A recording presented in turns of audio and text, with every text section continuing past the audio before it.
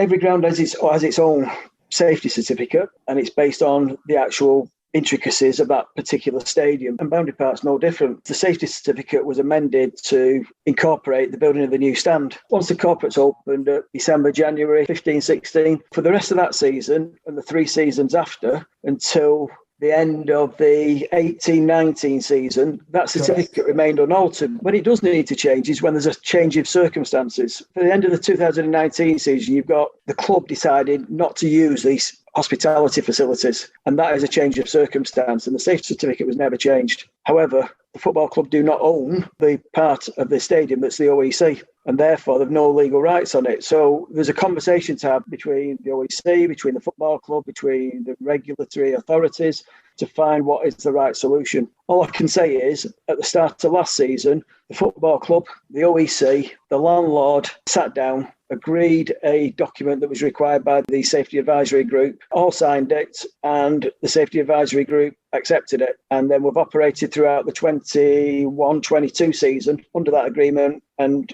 I think all parts have been complimented by the Safety Advisory Group on how it's operated. There's not been any issues as far as we're aware. We've had at least 3 unannounced visits during this last season by both the Safety Advisory Group and the Safety at Sports Ground Authority. They've also been in, and all 3 visits have come back extremely complimentary about the safe operation of the North Stand from the OEC facilities. Can I ask you directly a question? Was there a CCTV issue or not? Yes or no? Again, as far as we were concerned, no. The safety certificate was put in place. The club had to present to the Safety Advisory Group a proposal of how to run a safe event following the building of the North Stand. That was put in place. CCTV was required in the spectator areas, which includes the seats, the concourses, and around the outside of the building. The Safety Advisory Group didn't have a requirement for a CCTV in the OEC area because of class as corporate facilities and not a risk area.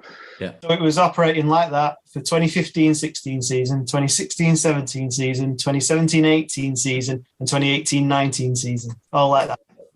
Well, Barry was suggesting that CCTV needed to be wired back to the police control room. But, I mean, Barry's entitled to suggest that. You know, it's the regulatory authorities that decide whether we need it or not, and it's never been required.